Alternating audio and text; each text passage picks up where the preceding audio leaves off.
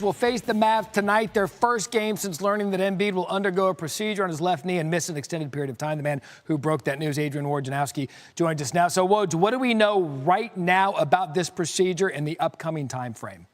Matt, Philadelphia expects that they'll have a better idea on what the recovery timeline is going to be after the procedure. This is a player who's had multiple knee surgeries. With his size, 7'1", 280 pounds. These aren't simple. It's not simple to just lay out a timeline. Sure. But in talking to people around this situation, the door is not closed in the minds of the people in Philadelphia on a return this season for Joel Embiid. But they will know more after this procedure that is expected here in the coming days. And I hate to put you on the spot. When you say this season, are you talking, does that include postseason, or are you talking regular season for this season, or is that the whole encompassing? Yeah, I think the door is not closed on a return in the regular season. Got it, okay. But again, it is going to be, they'll have a clear picture after this procedure. Yeah, fluid situation there in Philadelphia in a loaded East. You can't afford to miss the MVP. He's missed 14 games this season. Philadelphia 4-10 in his absence. Want to get to the trade deadline now. Just 3 days away, 3 p.m. Eastern on Thursday. So, look, we always ID a couple of teams we want to keep an eye on during the trade deadline. What are you hearing about the Lakers and their approach? I think the Lakers, like a lot of other teams who really want to improve, they do not see in the marketplace very many difference makers who are available.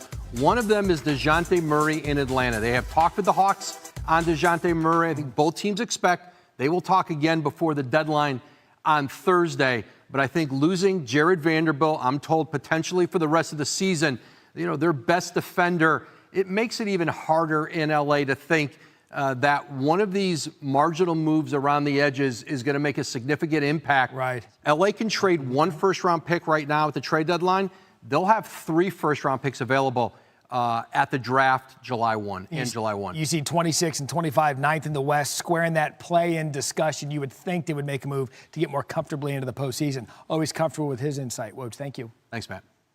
Adrian Wojnarowski. Woj, what more can you tell us about Vanderbilt's status moving forward? Malik, I'm told that Jared Vanderbilt has suffered what was described to me as a significant right foot injury. There's concern that he could be lost for the rest of the season. They're consulting with specialists this weekend going through that foot injury on Vanderbilt, Malika. But at the minimum, I'm told that he's out for several weeks and very well could be out for the rest of the season. The Lakers have been without Gabe Vincent. They're, along with Jared Vanderbilt, maybe they're 2 best point-of-attack defenders for most of this season with Vincent out. And now that certainly has to figure into the calculus for the Lakers, for Rob Pelinka, as they head into the final days before Thursday's trade deadline, because this is not a marketplace right now where there are a lot of difference makers available, and the Lakers do not have significant assets to add to this team. And now, if you are bringing in a player, how much does he move the needle with a team that very well could be without Vanderbilt now for the rest of the season? The Lakers could get to the offseason, have 3 first-round picks available in the summer to do deals. They'll keep working at it until Thursday. But Vanderbilt, the possibility of him being lost for the season now, that impacts trade deadline, too. Yeah, absolutely. We're just 5 days away from the NBA trade deadline. Woj, thank you so very much. I just want to underscore how important Vanderbilt is to this team. He's the guy, right, who's been tasked with guarding opponents' best players. So I know this is when Knicks fans are smiling, saying, hey, we're shorthanded, too. That's no excuse. We're without OG Anunoby for the 4th straight game. We're without Quentin Grimes. We're without Julius Randle. We're without Mitchell Robinson. Yes, that is true. The win streak is still strong, but the Lakers, they just haven't proven, Bob, to have that kind of plug and play. So when we hear that from Woj, how do you maximize the rest of the season for them? It's hard, Malika. I mean, Gabe Vincent, Vanderbilt, these guys were signed. This is arguably their 7th, 8th, maybe 6th, 7th man on the team, and they're going to miss him. And the fact that they haven't had Vincent the whole year, those are big blows. They may not seem for the people watching to be a big deal. They're not the stars. But to do anything and to move forward and get through a season, a rigorous season in the West, you need those guys. So now they don't have them, and you compare them to the Knicks. The Knicks are a deeper team than the Lakers. They have a deeper team. They've got more depth, and they're showing it, obviously, with this 90-game winning streak. The Lakers, this is concerning, right? Because like Woj said, They have more picks in the offseason. They only have one now to use. Not a lot of trade assets. It's going to be hard for them to thread this needle like Rob Pelinka did last year. I want to bring Stephen A. back into this conversation. Yeah. Well, listen, here's the deal, y'all. We got to call it like we see it, which we always do. Mike Wilbon has been telling us for a while, the Lakers just ain't that damn good. The Clippers are better. The Denver Nuggets, the reigning defending champions, are better. Minnesota's better. Oklahoma City's better. Phoenix looks better. Sacramento looks better. That's 6-7 teams right there. So if you're the Los Angeles Lakers, dare I say we have to consider what I brought up the other day on First Take. When you talk about trading LeBron James, let me not steal credit away from my colleague Alan Hahn, who was the first to mention it on Get Up. I understand that it's a likelihood, it's pie in the sky that can't happen. But it can all change if LeBron James asks for it to happen, okay? That's the condition under which this could transpire. So what do you have? You have a Lakers squad that has basically one draft pick available to them until the year 2030. The New York Knicks have 4 first-round picks this upcoming draft, 2 first-round picks next year, and 11 picks over the next 7 years. You call the Los Angeles Lakers. You make sure you get somebody in front of LeBron James. You say, yo, with Jalen Brunson and the rest of the crew, even if we probably have to trade Julius Randle, we got a chance to win a chip here in New York City. What's up? Okay? And you look at the Los Angeles Lakers and you say, we'll give you 4 first-round picks. We'll give you a Julius Randle. And if I'm the Lakers, I'm saying no, Stephen A. No. Well, no. And super agent Rich Paul, the CEO of Clutch Sports, has also said, at least for now, that they're not requesting. But more importantly, Malika, there's no one. Stephen A. It's a great scenario. It's a great scenario. But the Lakers don't build in Los Angeles. You don't build in Southern California. What franchise does that? You got the Clippers moving into a new dome in town with 4 Hall of Famers playing together and a threat to win this year. So you're going to let the Clippers own Southern California the next few. But if you're the Lakers, and if you're the Lakers, you say no, we're not taking draft picks. We don't build. We reload. This is not the process. This ain't Philly. That hasn't worked. We're not doing that. Bob, have you been on the other side of these types of calls? Well, Stephen A., I know you're a Knicks fan, and I know you're tired of being the most famous guy in New York, and LeBron would clearly be more famous than you. Let's just be honest about that. There's no argument there. Absolutely. And I understand why you want LeBron James. I understand. The only one, but that's it. Well, yeah, exactly, the one guy. Now, you're there tonight. We'll see if you can actually have some time to recruit him, because that's how it would have to happen. The beauty of LeBron James' situation is he can go wherever he wants, right? LeBron James has earned that. He can say, I want to stay in L.A. Yep. I want to go play for the Knicks. I'd like him to play for the Warriors. That would be a nice thing. You know, hey, I want to go play for the Warriors. He has that player option. No team's trading for him unless he says, I want to go there. And the Lakers certainly aren't trading LeBron James unless he says, I don't want to be there. I don't see any indication. If Stephen A. has 3 hours tonight to convince him to go to the Knicks, otherwise, I think he's staying with the Lakers. May I say this one point?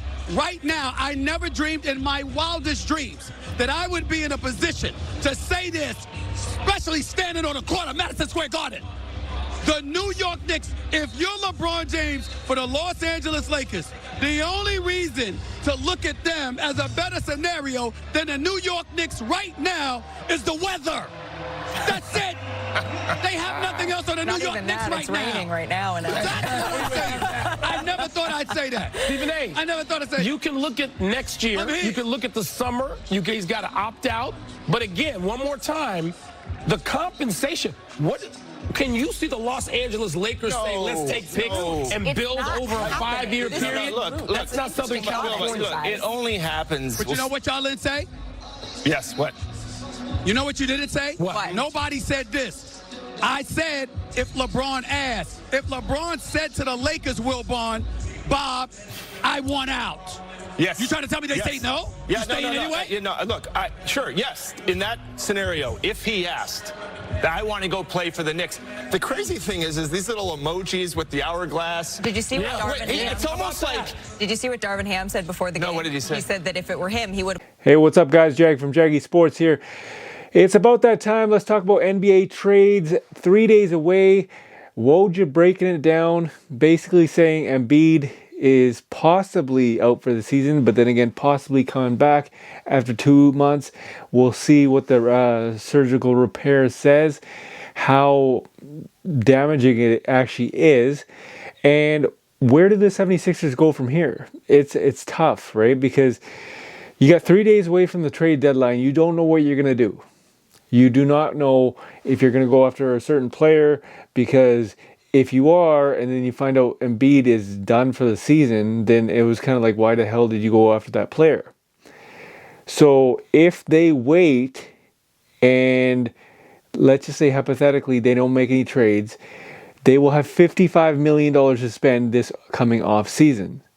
I don't want them to see their season go to waste, especially the fact that Maxi's playing unreal, but that's just reality right now, because yeah, I feel bad for Embiid. He was having the season of his life, and all of a sudden this happens. So, you know, we don't know what's going to happen. There were a number of possibilities that could have came for the 76ers, but, you know, including Jordan Clarkson, Lauri Markkanen, Bogdanovic, which was talked about, but now we don't know. We have no idea what's actually going to take place until we find out the prognosis of Embiid's return, which is either he's 1 to 2 months or he's done for the season. So we'll wait on that.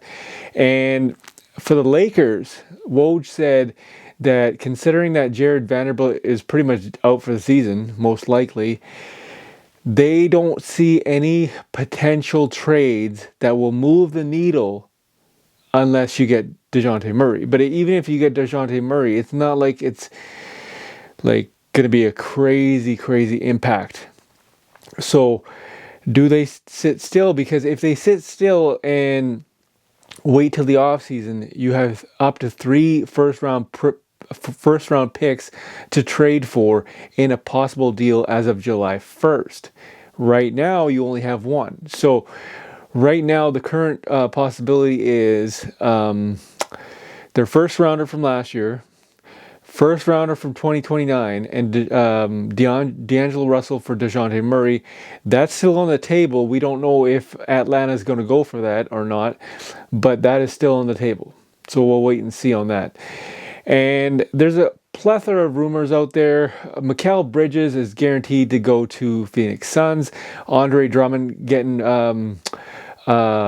interest from the Lakers, the Suns, the Celtics, maybe the Oklahoma City Thunder, right? Clippers are interested in PJ Washington. Probably giving up Bones Highland for that one. And then you have Kyle Kuzma. Kyle Kuzma going to Dallas, possibly. They're looking into that for sure. Tyus Jones, he's always talked about. This guy barely has a turnover. A lot of teams are interested in him. Bruce Brown, he's a name to be talked about as well. Jordan Clarkson, Lauri Markkanen, they're on the move as well. Then this one is a pretty interesting one, because Bucks are pretty much 1-3 since Doc Rivers took over, and they're not looking too good. So they got to make a move, and a possible move is Bobby Portis Jr. for Grant Williams in Dallas. That's just a possibility. We don't know that for a fact, but that is being talked about, especially 3 days out from the trade deadline.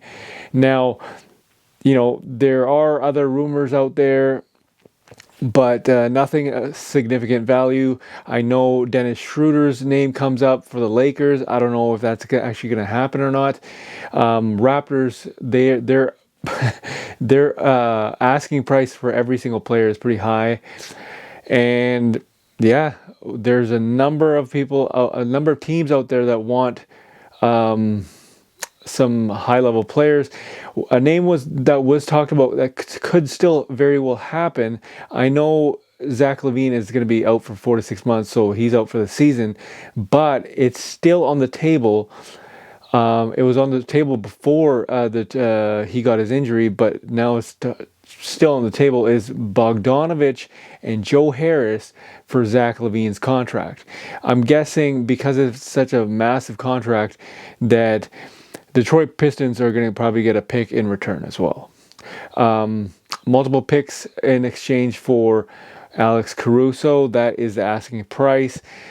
Everybody keeps asking the Nets about Mikal Bridges. Mikal Bridges is like, I think the asking price was 5 first-round picks. Possibly that could happen, possibly not. I personally don't think so. Nets love Mikal Bridges. D'Angelo Russell, I know they're trying to get a third team involved. That could be the Nets. The Jazz are also interested in DeJounte Murray.